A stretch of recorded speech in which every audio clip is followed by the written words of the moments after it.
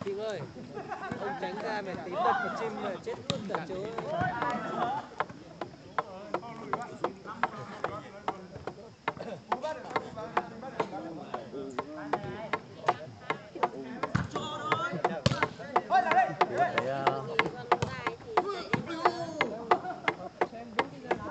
Đi đi xiên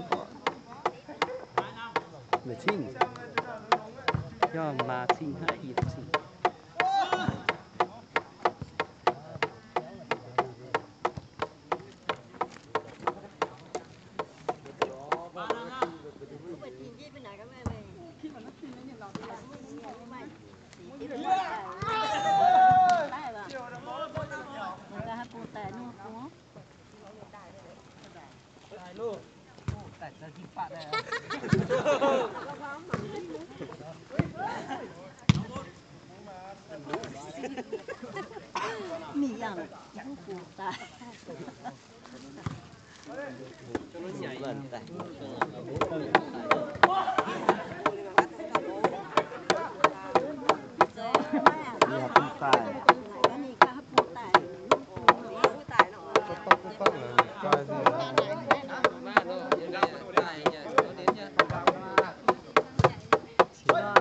này cá vu văn hóa ở đâu về?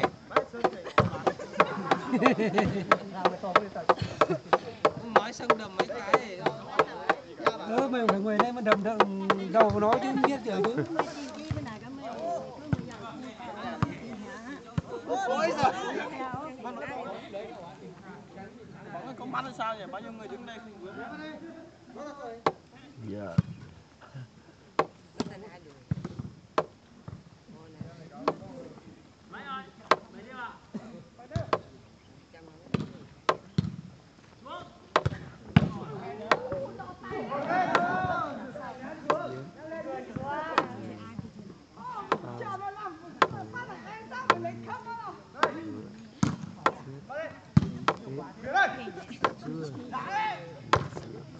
Chị Hiền, nó sao lún nha. Tuổi 20. Thôi nè cho giáo luôn mà lại mà. Cho giáo là tuổi 20 thôi. Không chỉ mưa này cam vươn chị Hiền. Ngon này cam chị Hiền cũng đi gạo cái máng đi gạo.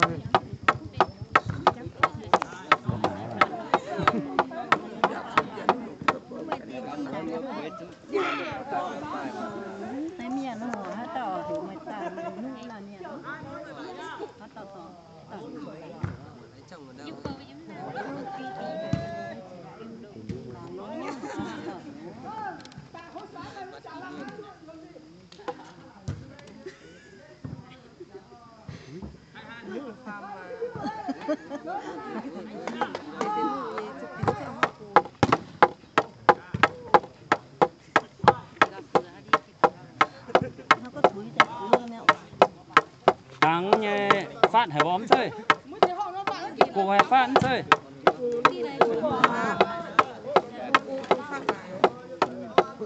Chán ta chơi bộ.